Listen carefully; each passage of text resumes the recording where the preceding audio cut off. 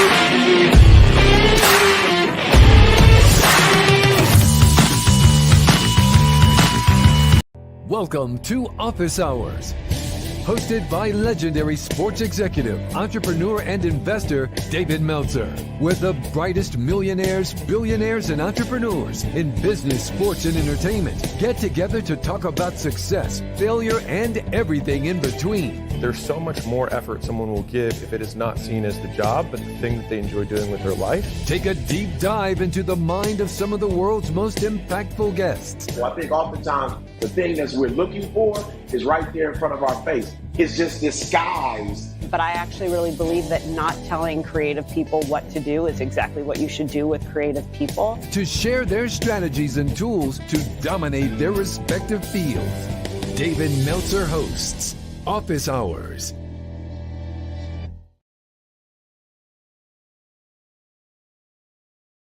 Is teaching us. Please think about the questions that you have, because the second half hour, where he will be taking a little bit of hot seat Q&A. So, of course, as you have those questions, use the hand icon in the lower right-hand corner of your screen to request to join the stage. Of course, you can even put something in the chats, and we will aim to bring you up. Now, before, David, you go ahead and get started, everybody in the community, everybody on stage, everybody in the audience, make sure to continue to share this room with all your friends, family, colleagues, anyone that you believe would benefit from this incredible conversation. And with that said, David, I will turn it back over to you so we can get started with some open-ended questions. I love it. And let's start with defining open-ended questions. And as you stated, why it's so important and why I take the time to train people on finding open-ended questions and notating the open minds and the open hearts and the open hands. The more that I'm training people in sales, the more I realize that these social silos have created limitations for people. They've created limitations in the way they think, the way they do, they feel, the way they believe, the way they act. And we have to shift the paradigm to take advantage of the greatest asset we have, which is the size, scope, and scale of the total addressable community, the TAC. And the total addressable community is billions. And we don't have the capacity to understand how powerful the billions are. And in order to take advantage of the total addressable community, the TAC, we have to know how to find, number one, open minds with open hearts and open hands to increase our statistical success. And then we have to, when we find them, figure out how to get them to get back to us. And as I work through how am I capable of getting more people into my community, a community of people that want to help each other and know people that can help each other, which is imperative to my future, because the more people in our community, just here like the Breakfast of Champions, that are here to help each other and know people that can help each other, uh, we have for a lifetime people that will buy from each other and sell for each other.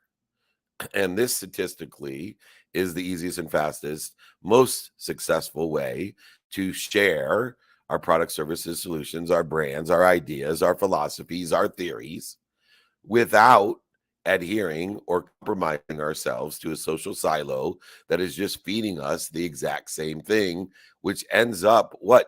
Closing our mind, closing our hearts, and closing our hands, and decreasing exponentially the options, opportunities, and touches of favor. The social silo can be utilized only if, only if it is a community of people who have open minds, open hearts, and open hands, a community of people that are here to help each other and know people that can help each other. And so, understanding number one, what is an open ended question? An open ended question is a question that determines an open mind, because an open mind will answer an open ended question in a open way. In fact, the biggest danger of an open mind and an open heart and open hands to an open ended question is that if you get people who just love to tell you stories to take up your time instead of telling great stories to teach you what they like and what they don't like. And our ultimate goal of providing value to our community, in other words, value is created by helping one another or knowing people that can help one another, is determinative upon value itself. There's only two ways to provide value: to give people more of what they like or take away more what they don't like. It's that simple. That's how we quantify value. There's no other way to do it. And so when we look at the open question, we want to elicit an open response, a response that describes how people do things they believe. In other words, what they like and what they don't like. And utilizing that open-ended question in order to facilitate open mind, open heart, and open hand, it also qualifies something that will save you an extraordinary amount of time: a closed mind. If we have a total addressable community of 7.6 billion people or so, then we want to utilize an open-ended question in order to facilitate finding out what people like and don't like in order to provide quantitative value. We also want to determine very quickly the biggest time suck, energy suck, emotional suck there is, which is a closed mind. It takes over 1,000 times the energy and time to facilitate re-engineering a closed mind than finding an open mind. And an open mind has an open heart and open hands. And our biggest challenge in the total addressable community of 7.6 billion people is to prioritize the open minds in order to determine, number one, if we can provide the most value to them, or who in our community can provide the most value for them as well. And so an open-ended question facilitates a answer that describes what people like and don't like, so you can determine, would it help you if, or do you know anyone that can help me? And those are the two determinations in order to create more value in a community of people that want to help each other and know people that can help each other. And the crux of the entire idea of value is created by finding people who have an inspiration, or that has an intention to providing value as well. In other words, helping people and knowing people that they can help. And so, unbelievable. And to measure, excuse me, an open-ended question is one of, what do you do today about blank? What do you know about blank? How do you feel today about blank? Do you know anything about blank? Or an open-ended question could be a question that just elicits the state of mind, and the state of mind is either open or closed. Everybody has an open mind at a certain amount of time, and a closed mind at a certain amount of time, determinative upon the activities which they're participating in. If you are asking a 13-year-old who's playing Fortnite to elicit an open-ended answer to an open-ended question, good luck. They could be the most open-minded child in the world, but while playing a video game, they have a closed mind, and it is nearly impossible to facilitate an open-ended question and an answer that would determine what they are doing today or what they like today or what they're feeling today. But yet so many parents try to elicit an open response to figure out how they can provide value to their child by helping them with what they like or taking away what they don't like, or empowering them to what they like or what they don't like as well, to handle all the pain, setbacks, failures, and mistakes that are in front of them so that they can spend less time in that struggle and more time at ease. So they do have time to play their video games. But I see so many people in that video game analogy, they try to share value and vision. A vision of value is one of giving people more of what they like and taking away what you like. They try to share that with a closed mind, not because the person has a closed mind the majority of the time. They just have the closed mind because they're focused on something else. And so when we ask an open-ended question, we always want to make it relative to what? To time. And as we ask open-ended questions and we get or elicit no response, a frown, a growl, or a non-response, the next step to determine the open mind is to say, hey, this isn't a good time. Or when is a good time? Or can you get back to me when it is a good time?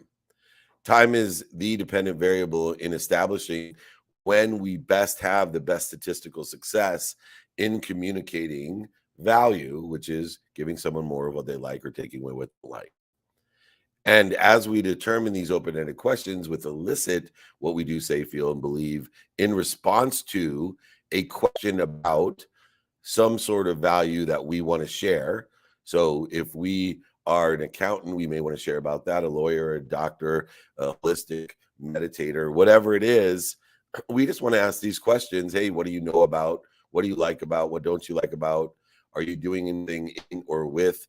All these are open-ended questions that require people to describe what they like and what they don't like, so we can add value to what we're doing by giving them more of what they like or taking away what they don't like. Open-ended questions are the best mechanism, the modality in which we take advantage of the TAC, the total addressable community, which is over 7.6 billion people, and create our own social silo, not that which is closed-minded to everything else, but that which is a subject matter of the social silo, but a social silo that's created with people that have open minds, open hearts, and open hands. A social silo that's created with people that are going to help each other and know people that can help each other for a lifetime, are going to buy from each other and sell for each other their ideas, their thoughts, their philosophies, their products, their services, their solutions, and their brands. And none of it is going to happen with a closed mind. But yet, the majority of the people spend most of their time trying to re-engineering a closed mind instead of searching and seeking from the 7.6 billion people an open mind. It's amazing. I have one of my employees, he's an executive of my company, and he has a closed mind. And when I try to communicate with him when he has a closed mind, it's impossible. But when he has an open mind, he's one of the most brilliant people that I know. And so I try, and here's an advantage, by the way. If you can utilize time as a dependent variable of an open mind by utilizing open-ended questions, and then wait for, by utilizing time, a majority closed-minded person to an open mind, it's easier in order to effectuate value because they don't have many options or opportunities in order to prioritize or in a subjective valuation figure out which choice is best to make, because they haven't cluttered their mind with all the different options, opportunities, and touches of favor. They've limited themselves with judgments, conditions, fear, arrogance, and narcissism. But it doesn't mean you can't share a vision or value in the 7.6 billion people that exist out there with someone who has a tendency to have a closed-minded, scarce mindset with a need to be right. Instead, you can effectuate that person, especially if they add value with the genius that they have, and have to incorporate patience, because nothing's more frustrating than somebody that's closed-minded. Someone that is just looking for a need to be right, even though they may be 20 or 30 years younger than you and have no effing idea what they're talking about. Even if you break it down to the difference of, hey, that's just an opinion versus let's talk about ideas and choices. Let's talk in a context or a platform of open-minded, open-hearted, and open-handed. It's not a need to be right. A need to be right is arrogant ignorance, because I will promise you, none of us are right.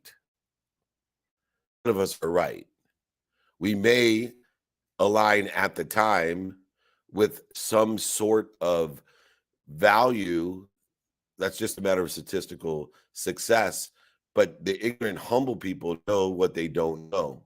So all they're seeking, open-minded people with open hearts and open hands that are giving suggestions and ideas, not opinions and judgments that separate us or create interference between us with a need to be right, with a scarce mindset.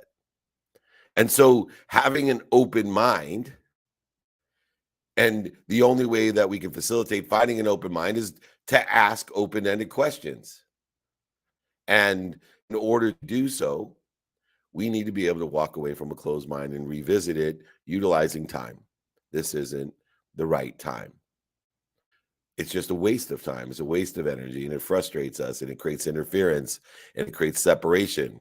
And nobody wants to be around a closed mind. And so an open-ended question can be utilized pertinent to the exact subject matter you're wanting to discuss: a philosophy, a theory, a strategy, a product, service, solution, a brand, or it can be utilized in order to facilitate finding out where and how we can provide value of what they like and what they don't like in order to get a quantitative value to exceed what we're asking for. And so I want more people to understand that the objective of open-ended questions are, number one, to find the open mind, and number two, in order to stimulate interest, transition interest, and finally provide value. It'll allow you to practice quantitatively articulating, speaking of the value that exceeds what we're asking for, because most people will make a choice when they have an open mind, open hearts, and open hands that, hey, if I give you $100, will you give me 20 back? Can you see any reason you won't want to move forward? Is an obvious question. Because of mindedness, and because we don't understand that everyone has a closed mind some of the time, especially our 13-year-olds when they're playing video games. But yet we're trying to figure out, why won't they do their homework? Why won't they help themselves with more value of learning and understanding and knowing? Or can I take away the anxiety and the fear and the worry of not doing their homework, the blame, the shame, the justification of not getting good grades, or whatever else it may be that we can share? But instead, just simply because we haven't practiced an open-ended question, we haven't practiced finding the open mind, that we then create interference in our lives, because we are trying to do something that is statistically very, very difficult, which is to re-engineer a closed mind at that time. And so as we talk to people and utilize the open-ended question, we have to facilitate, how do we move on from the closed mind? And we just use time. It's okay to say, this obviously isn't the right time. Let me know when it is, or get back to me when it is. You save so much time, emotion, value, and relationships by telling people, hey, let's discuss this at a different time. or let me know when this is a good time, because obviously it's not, because you have a closed mind. And a closed mind has a closed heart and closed end. And you could take the narcissist, you could take the scarce individual, you could take the ego-based emotion of a need to be right, a need to be offended, need to be separate, inferior, and superior, and shift that to a different time zone, a time zone where they have an open mind, an open heart, and open hands. Now, as we facilitate a TAC, a total addressable community that's beyond our comprehension, our human capability cannot understand what it's like to be able to communicate with a community of 7.6 billion people. It just can't. Even the greatest brands and products and solutions, even the greatest philosophies, theories, and ideas cannot comprehend the total addressable community of 7.6 billion people. And so what we want to do is understand, within the context of open-ended questions, the social silo that we want to create, or community that we want to create. And what I am suggesting, for those of you who have an open mind and open hearts and open hands, that the greatest social silo that you can create is a silo of people who want to help each other and know people that can help each other. It is determined by industry, career, job. It's not determined by a demographic of what you think is the perfect avatar for your product or solution or brand, perfect avatar for your philosophies, theories, and thoughts. It's not. I believe the greatest advantage of a TAC, a total addressable community of 7.6 billion people, is simply open minds. The way to find an open mind is through open-ended questions, to get people to explain to you where they are today and what they like and what they don't like, and ask more questions, more open-ended questions, in order to facilitate learning how you can ask the transitory statement of, would it help you if, or do you know anyone that could help me? Which just provides more value to the community, TAs, the people to help each other, know people that can help each other. And then you have a community for a lifetime of people that are going to buy from each other and sell for each other. And it starts out with 2 of those people, and then it goes to 4, 8, 16, 32. And with 20 turns of the ASICs, as they say, is 20 turns of the community, which also accelerates. So it may take you a year to get 2 people, 11 months to get 4, 10 months to get 8, 9 months to get 16. By the time you're flipping the ASICs or turning the exponentiality of duplication and doubling, you're getting to millions of people every single week, every single month, instead of every single year.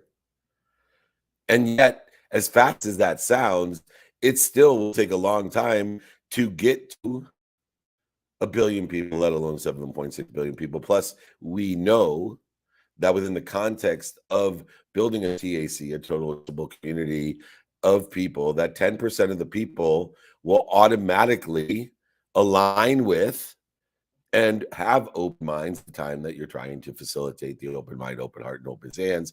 And 10% of the people who have closed minds. It's your ability to ask open questions in order to facilitate the adaptation and the adopting of a new TAC member of the 80%.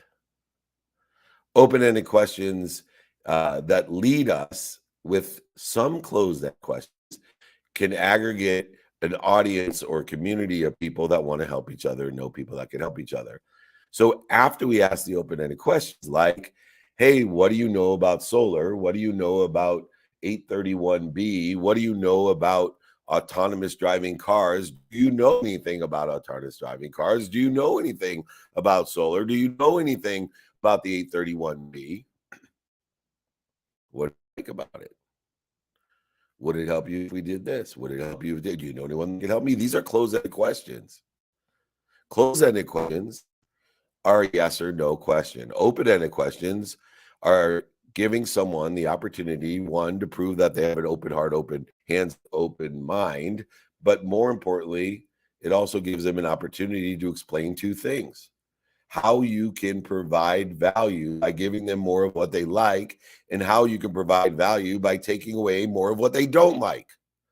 Stop confusing yourself with some sort of system of avatars and some sort of overselling, back end selling, lying, manipulating, or cheating, or feature and benefit dump that has visible assumptions that you know how to provide value in a quantitative manner, or even furthermore, you know what the F you're talking about. Because I will promise you that you don't know what you don't know. And I promise you, I don't know what I don't know. In fact, the more I know, the more I realize I have to learn. It's not a matter of when we say the older I get, the less I know. That's not true. That's not true at all. In fact, as you pursue and learn to love what you do, it actually will tell you more of its secrets. It'll give you more of the subtleties of success. It will give you more of the cheat codes. You will know more. But unfortunately, you'll know more of what you don't know and rely less on your ego to add the goodness out of your life, the God out of your life, the gold out of your life. You will use less of your ego to close your mind to what other people think without extracting the value of what other people think and how it's going to add to what you like or take away what you don't like.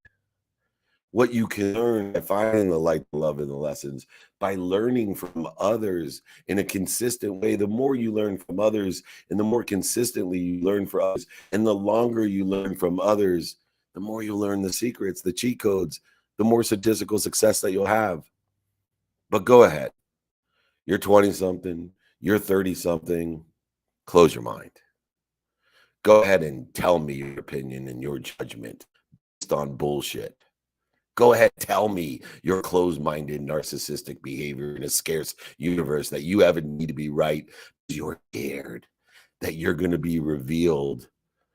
You're going to reveal the fact that you're just like me, that I don't know what I don't know, and that I need help.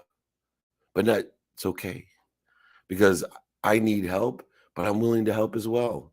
This is the idea of the open-ended question, to build a community of people, a total addressable community of people that are here to help each other and know to help each other.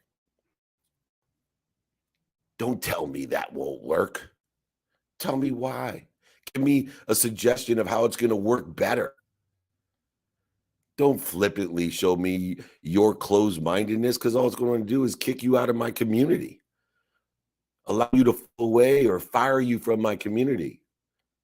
It just it reveals that you may be a liar, a cheater, manipulator, overseller, and back-end seller, and afraid to let your essence be seen by others, that you don't know what you don't know, but you're a genius. You're a genius because you could share your expression of God. You could share your ideas, and we could collaborate, coordinate, and co-create together. But instead, the majority of the people that I know and some of the people that work with me still are struggling. They're struggling to understand they don't know what they don't know. And I know you don't know what you don't know, because I don't know what I don't know.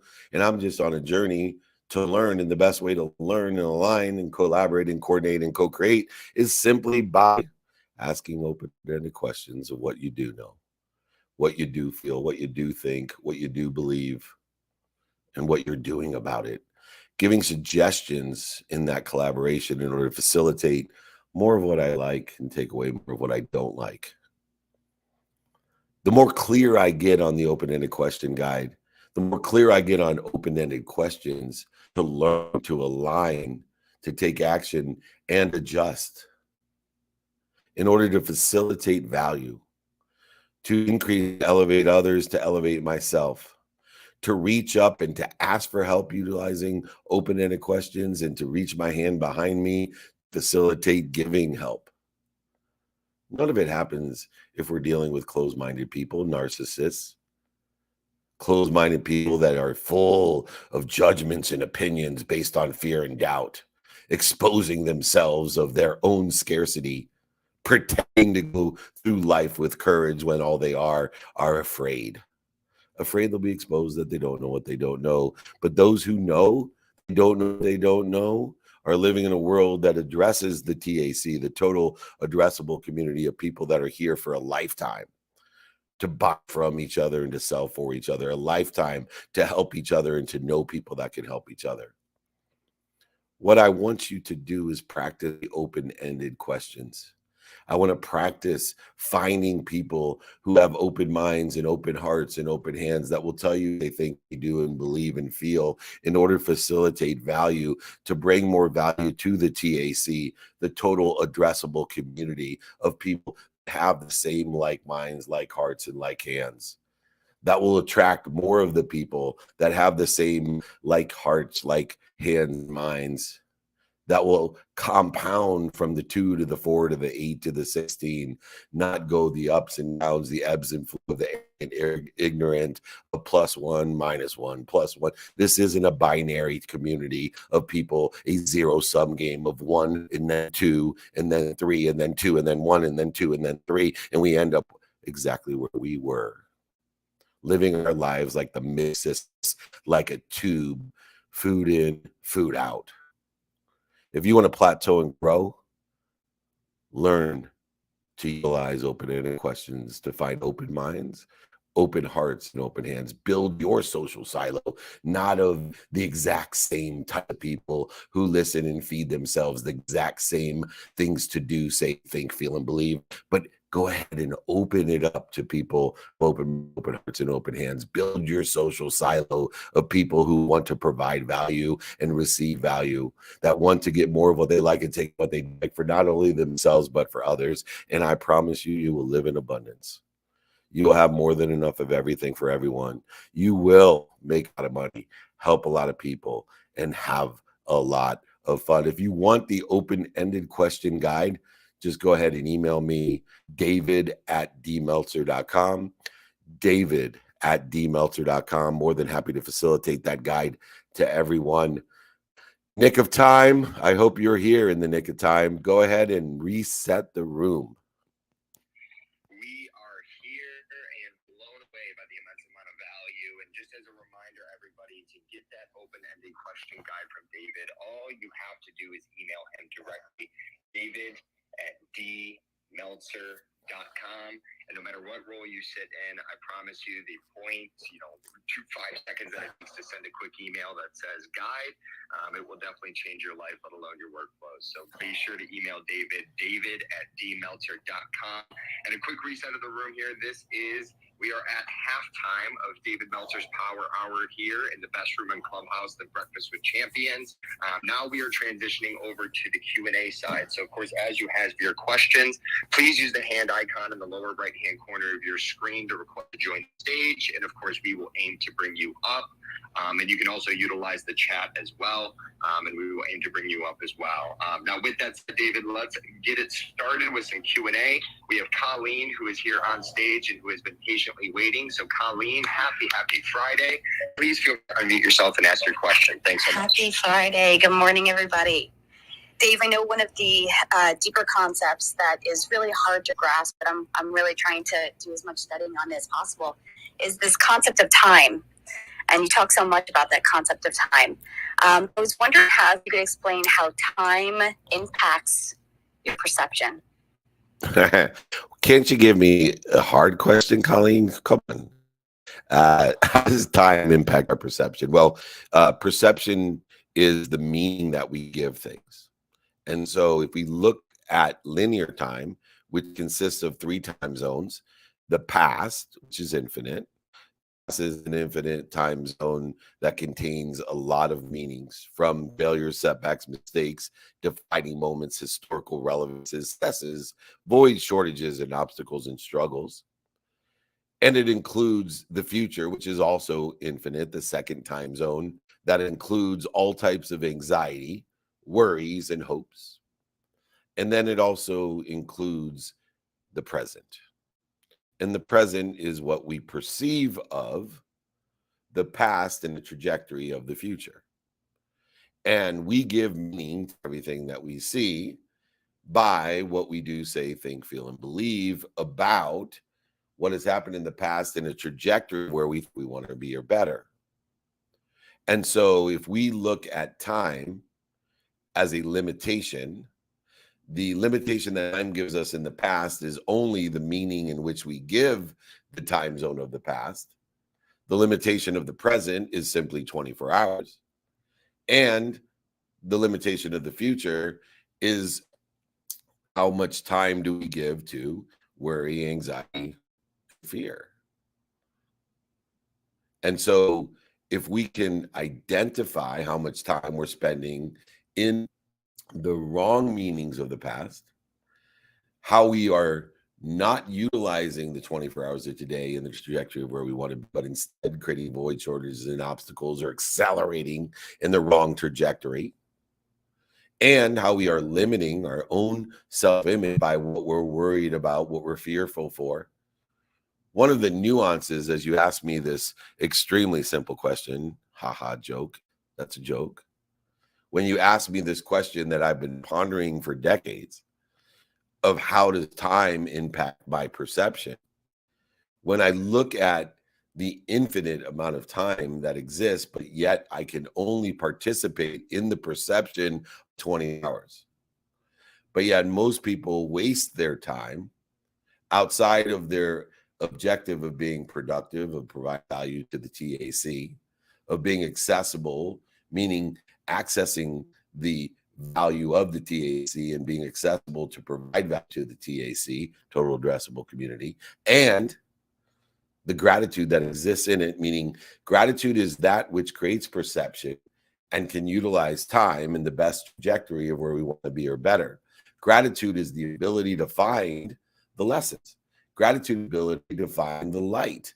Gratitude is the ability to find the love in the past and in the future. It breaks through the barriers of limitation. Irony, through almost 2 decades of studying time and how time impacts the perception that I have, what I've learned is the more that I have transcended from a world of not enough time, where I am a victim and everything happens to me, or the world of just enough time to give to the people and the places and the things that I want to give it to, into a world of abundance of more than enough time, the infinite amount of time, I then have to realize that there are limitations in the construct of infinite that I am putting on everything.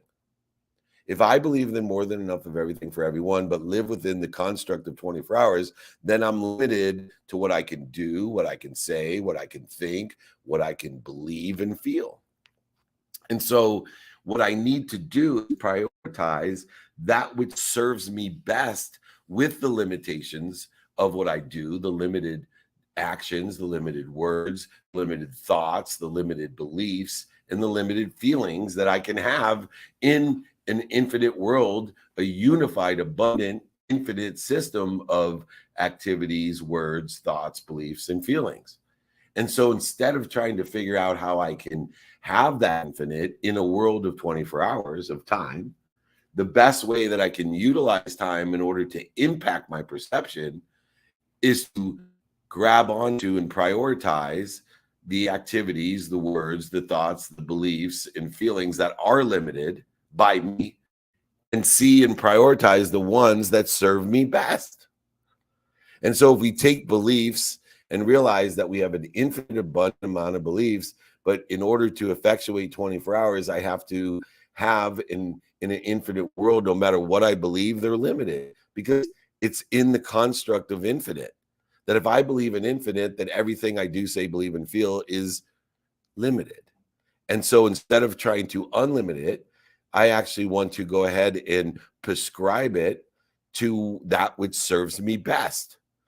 What activities are going to serve me best today? What words are going to serve me best today? What thoughts are best serving me today? What beliefs are best to serve me today? And what feelings are best to me today? And then minimize the amount of time of that which isn't serving me. In a simple example, because sometimes I speak at a level of construct and complexity that isn't vibrating or resonating with other people, and they're like, what the F is David Meltzer talking about? I call them Meltzerisms.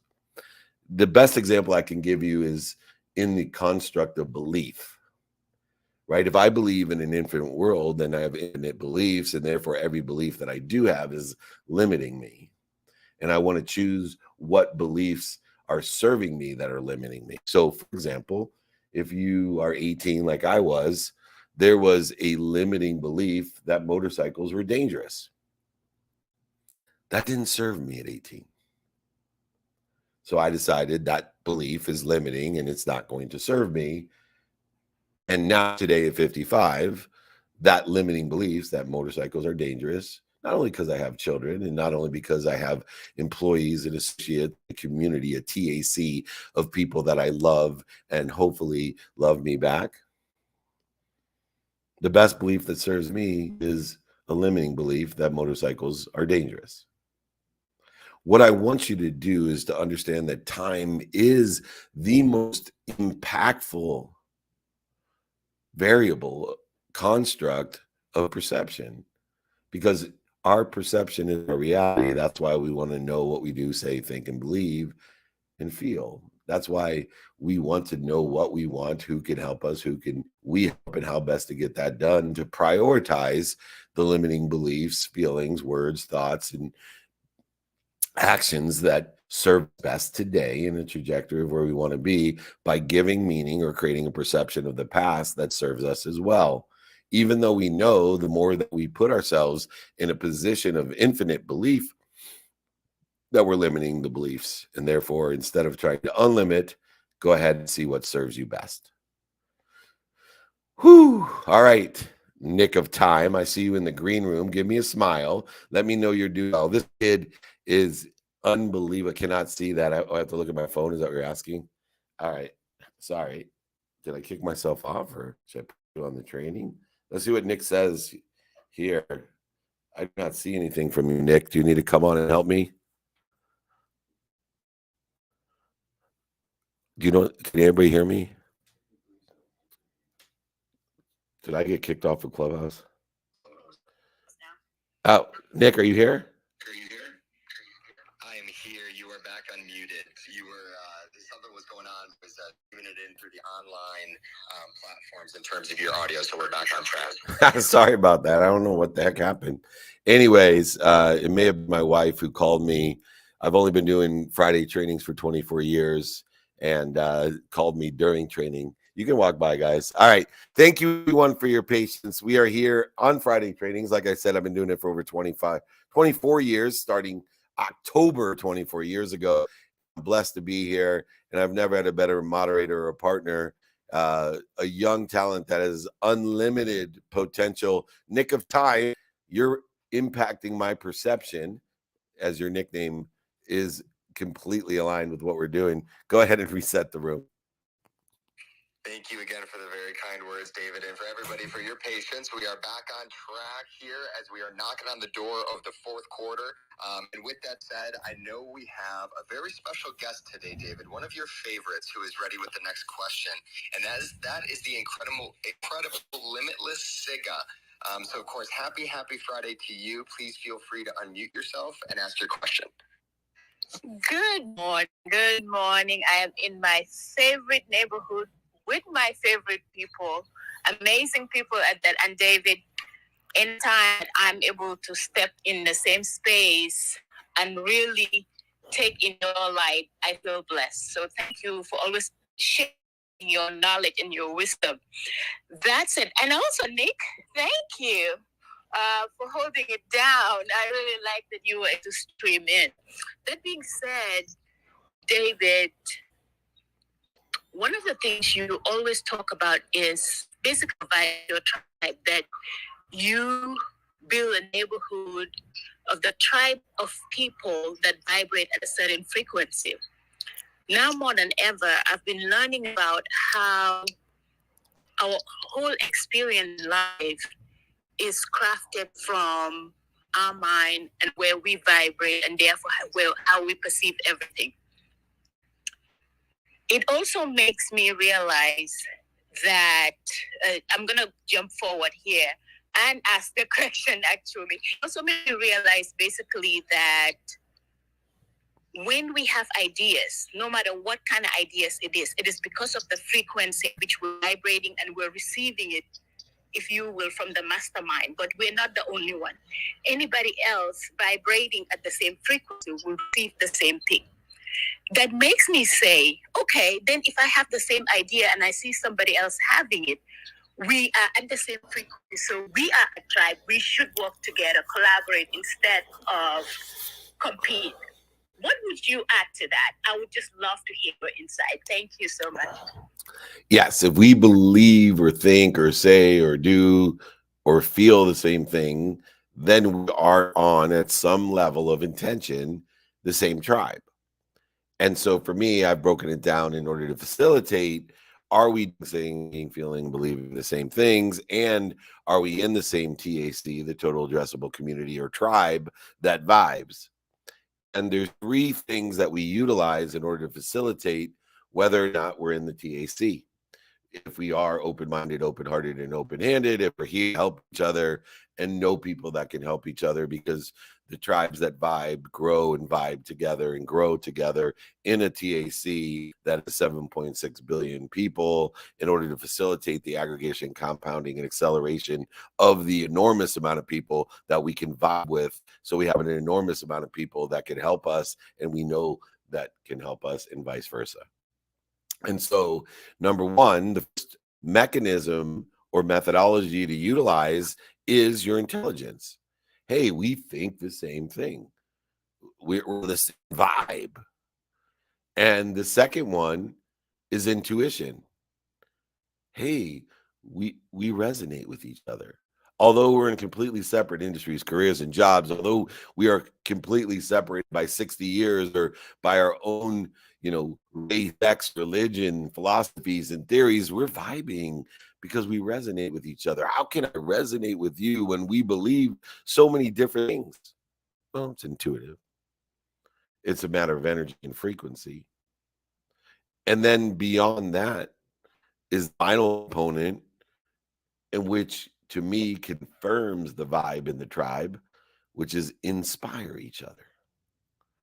Inspiration, if we live in spirit with each other, if we live at ease with each other instead of at dis-ease, then we know that this vibe that is inclusive of intelligence, intuition, and inspiration is a tribe which can facilitate the aggregation, compounding, and acceleration of more like-minded, like-hearted, and like-handed people, more people who have an open heart and open hands, more people that want to help each other and know people that can help each other, more people that want to buy from each other and sell for each other life with their products, brand solutions, with their ideas, philosophies, theories, whatever it may be, to utilize our intelligence, our intuition, and most of all, inspiration in order to facilitate the aggregation, compounding, and acceleration of the tribe that vibes.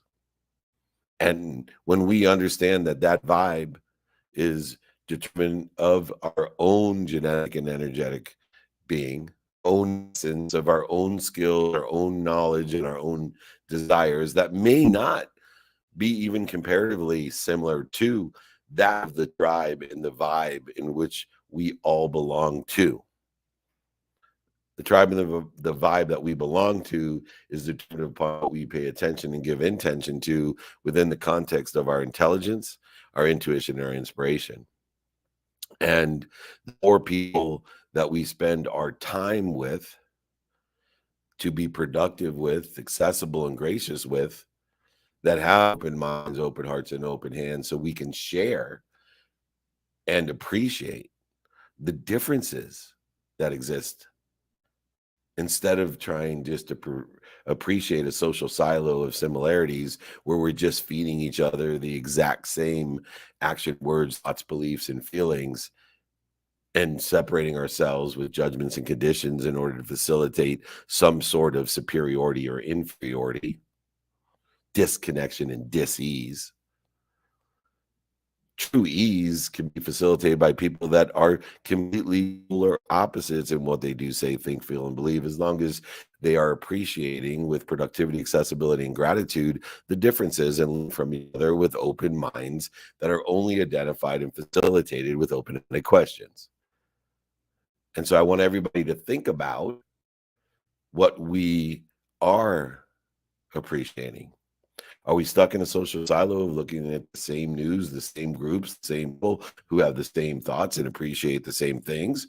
Or are we vibing in a tribe of people who are open-minded, who are open to answering open-ended questions to facilitate the appreciation of how we can help each other and know people that can help each other, that appreciate each other for their differences without the arrogant ignorance and fear that we're different, and that we may actually not know what we don't know, that we may actually be able to facilitate a greater trajectory and acceleration towards what we want or better by being open-minded, by answering open questions, and by learning, by finding and giving meaning and having a perception of the light, the love, and the lessons that exist, instead of allowing the ego to create dis-ease to edge goodness out of our lives. That's why I wrote the book Connected to Goodness, in order to facilitate the advantage of a social silo of a total addressable community of 7.6 billion people, so that you can grow your community, your tribe that will vibe and provide value to each other, giving each other more of what we like by understanding and appreciating the differences, and taking away what we don't like by understanding and appreciation of the differences, not the same. If you're in a social silo of same gout, if you're in the social silo of productivity, accessibility, and gratitude, a social silo that's attracting more of the TAC, the 7.6 billion people with open minds, open hearts, and open hands, then you are in the vibe, that tribe, or the tribe that vibes with me. A group of ignorant, humble people that admit they don't know what they don't know, so they're going to appreciate the differences of other and ask open questions to learn from others, acknowledge others, acquire the knowledge of others by not holding on to what they have, not holding on to what they think, not holding on to what they do, not holding on to what they believe, not holding on to what they feel, but instead appreciating the differences and learning from that consistently every day, telling more of its secrets, doing it long enough, telling all of the secrets. Sig, I appreciate you always taking the time to be a part of our tribe and to vibe with us and be part of this amazing community, the TAC of the Breakfast of Champions, and so many other places with the meetups that we do, the VIP dinners, traveling the world. We're going to be in Chicago, Wisconsin, London, Portugal, Madrid, and Malta, and I'll be back on next Friday. But we're going to vibe and build our tribe of people that want to help each other around the world, and people that know how to help each other and know people that can help each other around the world. This is a tribe that vibes. Let's all appreciate our differences and learn from one another. Thank you so much, Siga. Nick of time, can you go ahead and reset the room? Absolutely. We are officially here for David Meltzer's Power Hour and the best tribe on Clubhouse, the Breakfast with Champions. And of course, we will continue to take a few more questions here as we wrap up this incredible hour. As David mentioned, he is very, very active and on the road. So if any of those cities, if you will be in there, if you live there, even if you just want the open-ended question guide that David spoke about in the first half of training, or even if you would just like a copy of his book, he is more than happy to send a copy, sign a copy, and even pay for shipping. All you have to do is email him directly, david@dmeltzer.com. And with that said, David, we have Ron, who has been patiently waiting here on stage. So Ron, happy Friday. Thank you as well for showing up each and every week as a part of our tribe. Feel free to unmute yourself and ask David your question. Thanks so much. Hey, Ron. Ron. Oh, there we go. Sorry about that. Nick, that was a good call, man. You held the fort down. How you doing, Dave? I'm doing great, and obviously you and I are having some spiritual interference to Breakfast of Champions and can't get it here online, but it's good to have you here. I know you're doing and learning so much. What question do you have for me? No question, real fast, just a comment. It's funny you're talking about this today, but I recently, meaning this week, went back to the platform and started over again. The daily practices and then the open question guide. And I just want to share with everybody. I'm 59 years old, and the little bit of time that I've been with you, Dave, 5 months now, I think.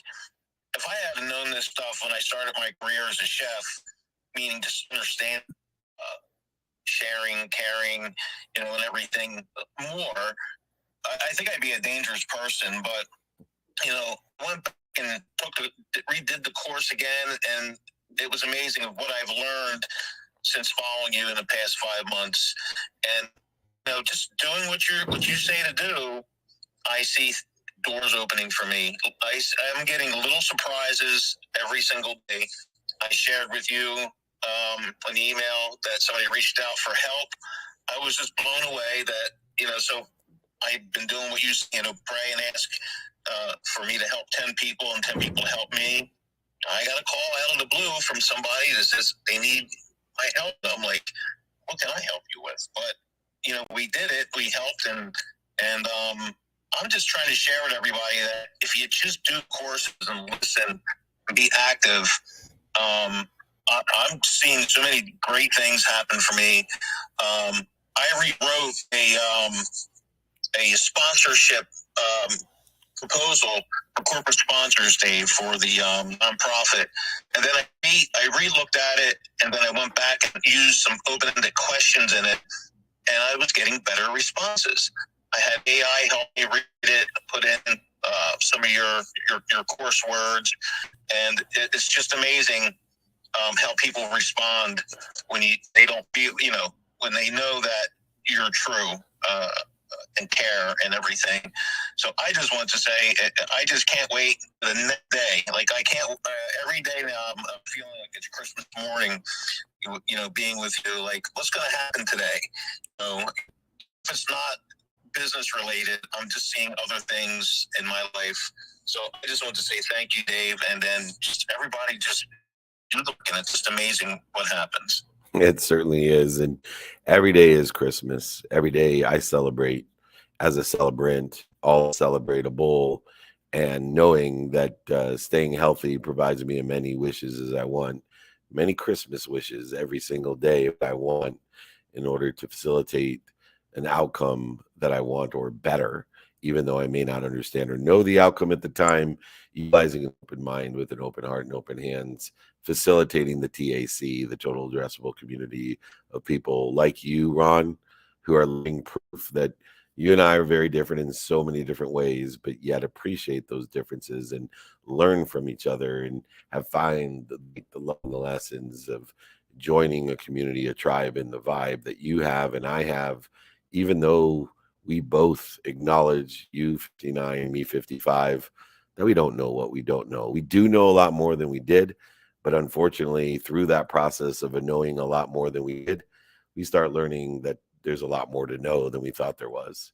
And that ignorant arrogance that we have fought and utilized in the past, and we see in especially young people, the people that work with us and work outside of us, the people that live with us and live outside of us, that we have to utilize time to allow the lessons, because they'll keep on coming. And it's okay. The pain will indicate that there's a lesson to learn. The struggle will indicate, the failure, the mistakes will indicate. And if you want to accelerate that learning curve, then go ahead and learn the pain, struggles, and setbacks from those who have already experienced it, and let them pay the dummy tax. Let them create voids and obstacles that you don't need. And, Nick of time, I'm going to take a quick question online as there's 3 minutes left. It says, if you could go back in time, which I can, by the way, and so can you, just close your eyes. What mentor would you seek out? And by the way, when I close my eyes and go back in time, I change the meaning of the defining moments of my past, the mistakes, failures, and setbacks of my past, and the peoples, the places, and the things of my past that have interfered with and put me at dis-ease. And I've changed the meaning, but at light, love, and lessons in order to facilitate getting to where I want. But the mentor that I would seek out, if I could, probably would be Dr. Wayne Dyer. And I would have, at 18, probably visited him even in Portsmouth, Long Island, or New Jersey, or New York, I think, Portsmouth, New York, or wherever he was from, Port Jefferson, working in St. John's. I think I probably would have went to St. John's knowing what I know now, just so I could have been around Dr. Wayne Dyer and learned the erroneous zones, the errors that we create, the dis-ease, and learned about the power of intention, and learned how to change my thoughts to change my life, so that the changes, as Ron stated, he would be dangerous, I would be more abundant. At 18, I could have started duplicating and doubling the trajectory through aggregation, compounding, and acceleration of what I wanted. The amount of people that I could have the amount of people that I could have attracted and aggregated and compounded in my TAC, from the TAC, to share the light, the love, and the lessons, and to build a community of people will help each other, know people can help each other, that will buy from each other and sell for each other for a lifetime, would be incredible. And I'm so blessed that Wayne Dyer came into my life in my late 30s when I needed him the most, to explain to me what it was that I was doing, saying, feeling, and thinking in interference, to put me at ease, and to explain the identification of the dissies, to teach me how open minds, open hearts, and open hands work. I want to thank Dr. Wayne Dyer, who's with me every day, who I read and study every day, with people like Napoleon Hill and the Course in Miracles and Will Singer and James Clear and so many others. But my main man, Dr. Wayne Dyer, I wish I would go back in time, which I do every day, to visit you. But to seek you out when I was 18 or 16 would have had an incredible impact exponentially into my life and others. It is 7 a.m. Pacific time on the dot, just in the nick of time. Why don't you tell everybody to get their open-ended question guide and start their journey to change their life? David at dmeltzer.com. In the nick of time, close out the room right on time. It is truly a pleasure and an honor, and everybody in this community. Thank you, everyone, so much. This has been the open-minded, open-ended question guide, open-ended question training, to find people that want to help each other, know people that can help each other, find people, open minds, open hearts, and open hands, appreciate the differences. I promise you, your life will never be better. Email me, David at dmeltzer.com. Most importantly, be more interested than interesting. Be kind to your future self and do good deeds. Join me in Chicago, Wisconsin, London, Portugal, Madrid, or Malta. I'll be there in the next 7 days. Be back on Friday for training. We'll talk to you later. Bye.